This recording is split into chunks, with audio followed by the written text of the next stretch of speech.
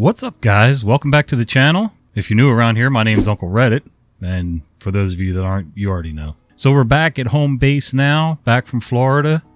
I appreciate you guys watching through all the stuttery, laggy videos from Florida. It was fun down there, though. I mean, it wasn't all fun. We had to work some, but it was good. You know, it was good to get away, different routine for a little while. Some of you commented in the last couple videos about the beard and everything. Yeah, I trimmed the beard.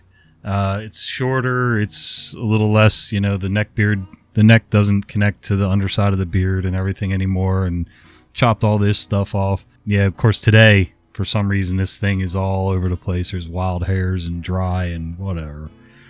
So anyway, and I missed Monday's upload, of course, so today we're going to try to make sure we're back on track. So this way, Wednesday and then Friday for this channel, and then hopefully at least Thursday and one weekend day for the other channel. And if you haven't been over there yet, by the way, somebody said the other day they didn't know I had a second channel. We have Storytime with Uncle Reddit, which is here, Tales from Tech Support. And if you look in the logo, it's kind of hard to read, TFTS. And then the other one is Storytime with Uncle Reddit, MC. So it's mostly malicious compliance and pro revenge, and we kind of alternate back and forth on those. So, yeah, if you like those stories too, check them out. All right, enough rambling. Let's get to the stories. So you have to hook this up? Been at my current gig 15 years next year. I work in IT in the healthcare industry, which, when I started, brought me face to face with folks who, although skilled in all aspects of the human body, were still shown to be human when interacting with computers. Our IT department, 350 plus, has many who came from a clinical background into the IT side of our medical record system.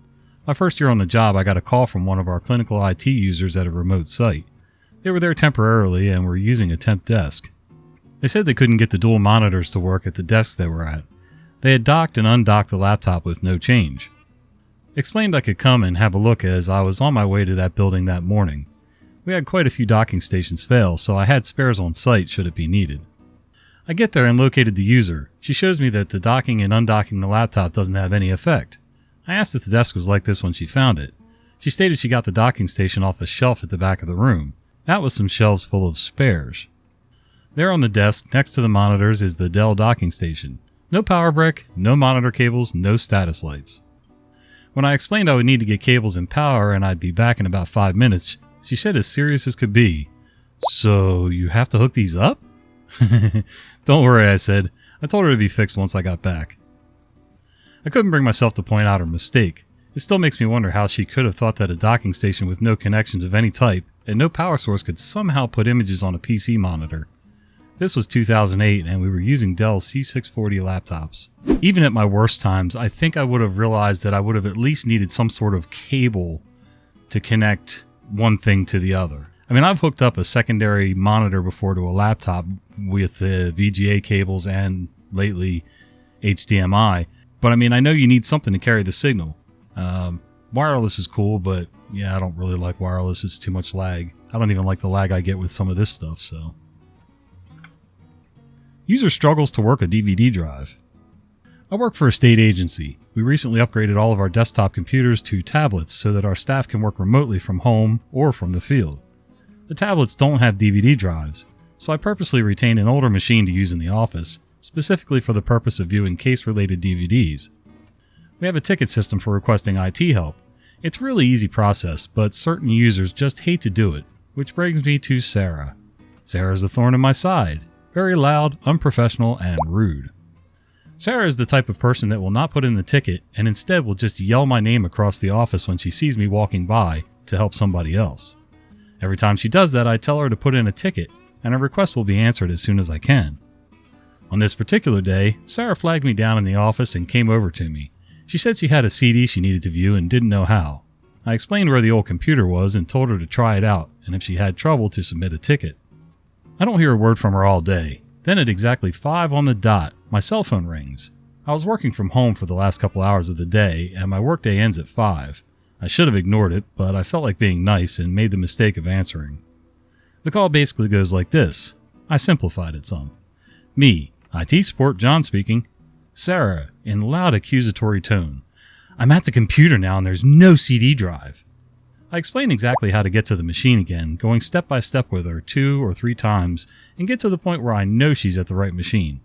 Me: Ma'am, I know there's a CD drive in that computer. I set it up myself for that exact purpose and have used it recently. Sarah: No, there's no CD drive. Keep in mind, this old model PC is the same model she used for almost a decade at this office in her cubicle, and she has definitely used the CD drive on it many times. Me: I know it's there. You have to look on the front of the computer for a rectangular unit. There will be a small button next to it. When you press the button, the drive opens up. Sarah: I pressed all the buttons and nothing happens. I keep pressing, but it's not responding. I paused for a minute, completely stumped by why it's suddenly not working. Then, eureka. Me: Wait, the computer's turned on, right? Sarah: You have to turn it on first? I just sat there silent, in total disbelief for at least 15 seconds. Like, has this lady ever used a computer before? Me: Yes, of course. Sarah: Oh. Me: Well, it's after hours now, so I have to go. If you have trouble with it, put a ticket in and I'll get back to you. I hung up, turned off the phone, and just burst out laughing. Yes, people like this do exist. She swore up and down that there was no drive in the computer, and I think was just aimlessly pressing all the buttons repeatedly and wondering why nothing was happening. Good grief. Not only did this lady evidently use that same exact type of computer for almost 10 years, but she refuses to listen to directions or follow them, and she refuses to put in a ticket. So I wouldn't have helped her. Maybe I would have answered the call just to be polite, but say, sorry, it's after hours and you know you got to put a ticket in, so can't help you. Lessons learned. A couple years ago, I got a ticket for someone's Mac laptop not booting. I run through standard troubleshooting to try and bring it up, but nothing works, so I'm pretty sure the hard drive is shot.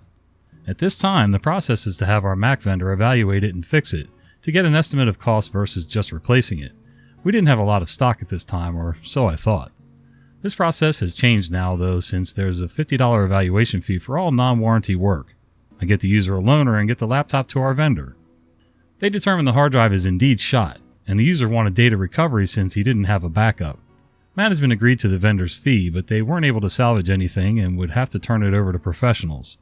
I went back and forth with management trying to get a clear answer as to whether or not we should even offer that option to them, because it would have to be their department paying. Finally, we settled on, we keep the hard drive, and if they ask about their options, tell them. The repair is almost $1,000, but we pay and get the machine back. Yes, we typically pay for these repairs as it's included with our budget. I have to set it up like a new machine for the user and get him going. A week later, the user calls me and leaves a voicemail stating, "My dog knocked over a soda onto my laptop and now it won't turn on."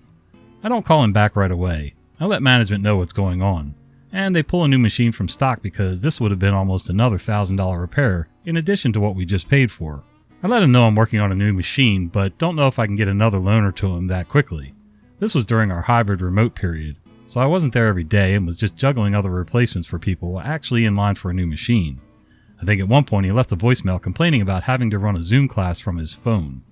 Once I get it imaged, I set up another time with him and repeat the process over again. He apologizes profusely and says this has never happened to him before.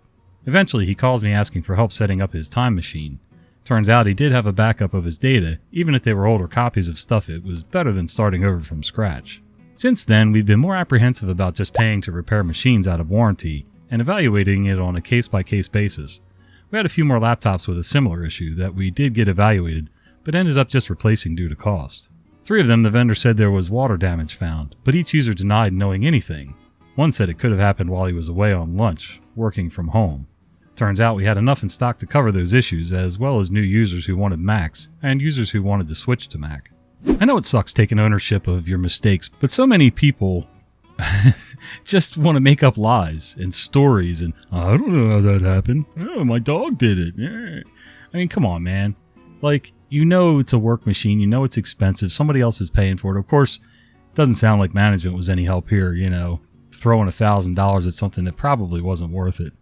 And, yeah, what are you going to do? Let's not assume I know everything about your customer history. Posting for mobile. Sorry for formatting issues. Me. Thank you for calling. Blah, blah, blah. Customer. I want to test an interface change. I'm going to be doing that in our development environment. Me. Sounds good. Customer. Looking at the dev and production environments, I noticed they're on different versions. Production is on 20.2.277, but dev is on 20.2.227. Me, so an incremental difference. Customer, yeah. Me, so what's the issue that you're reporting? Customer, sounding agitated. What's the issue? Me, I'm sorry, but yes, what's the issue? There's nothing inherently wrong with the different versions in different environments. Customer, well, we pay good money to you guys for the upgrade from version 12. My company did a jump like Windows 3 to Windows 95, so 12 to 20. What? 12 out? What? I don't know. Me, oh, so we did your upgrade for you. Our customers often do their own upgrades, so assuming we did it for them wasn't a solid conclusion to jump to. And you're wondering why dev and production are different? Customer, yeah. Me, you might have wanted to lead with all that. Okay, well, I need to ask the install team why there's a difference. Long story short, dev was upgraded in February. After testing was done, the OK was given for production to be updated in April. In that time, an incremental release had gone out, so that's what was installed in production. The changes in the incremental release apparently weren't significant enough to have required further testing in their environment. So I gotta be honest, most of this is Greek to me. I understand, different versions, releases, upgrades, updates, all that, but I don't know what that would have to do in this thing. I mean, if it works, it works. Yeah. I don't know why you're telling me this. Mom, the pink tablet is at 0. Me, huh? Mom, it's dead, no charge. Me, I don't know what you're talking about or what you expect me to do. Mom, there's no charger. With these confusing text messages sent apropos of nothing, I call my mom. Me, Family IT, this is John. Can I get your name and callback number, please? Mom, what? You called me. Me, yeah, but I don't know what the hell you've been texting me, so here we are. This is where she realizes she texted me instead of my sister. My sister and her husband is at my nephew's t-ball game. But my niece was hanging out with my mom because it's hot as F outside. My sister sent a kiddo tablet along, but the battery died almost right away, and my mom was trying to let my sister know. Me, can you look at the charging port? There's like a 60% chance it'll use the same charger as your tablet or cell phone. A little time passes. Mom, oh look at that, it's charging now. Me, if there's nothing else, would you like your ticket number? Family IT support. That's funny. Yeah, there's so many accessories, So many adults have laptops, cell phones, tablets, whatever.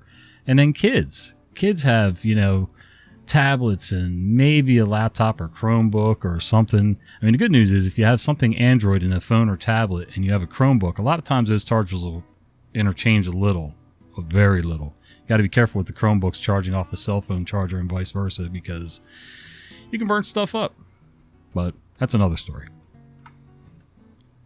Jamming the freshly unjammed printer. Happy Saturday. I work at a bank and therefore we have to keep the help desk lights on Saturday mornings. Usually Saturdays are pretty quiet with only an account unlock or two if that. This morning I received a ticket for one of the big MFPs jamming repeatedly at our main office.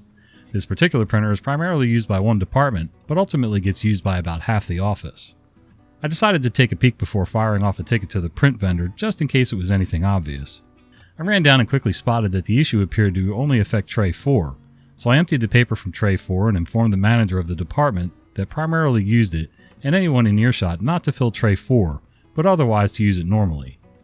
I returned to my desk to properly notify the office and try to disable the tray in software, but not 2 minutes later I'm informed it's jammed again.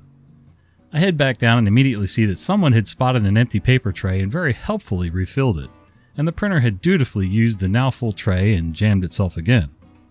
Now that tray has a sticky note that will probably fall off by Monday saying not to fill that tray. An email has been sent to everyone at the office saying to leave that tray empty, and that tray has been disabled from being auto-selected for printing and copying. I suspect I'll still have to unjam it at least one more time before the print vendor sorts out the feed issues with that tray. Update. Our print vendor got tray 4 sorted out before 9 a.m. this morning, Monday, so I didn't end up having to empty it a third time. I did, however, have to tell someone that it is safe to fill tray 4 on a different MFP. Most people won't listen or pay attention, and they'll go ahead because they're just on automatic pilot and they will just keep filling that tray that they're used to filling. People who have never filled trays will suddenly start filling trays. People who always fill trays but are a little paranoid won't fill tray 4 on any machine. It's just wonderful. Alright guys, I hope you enjoyed these stories, and if you did, would you do me a favor?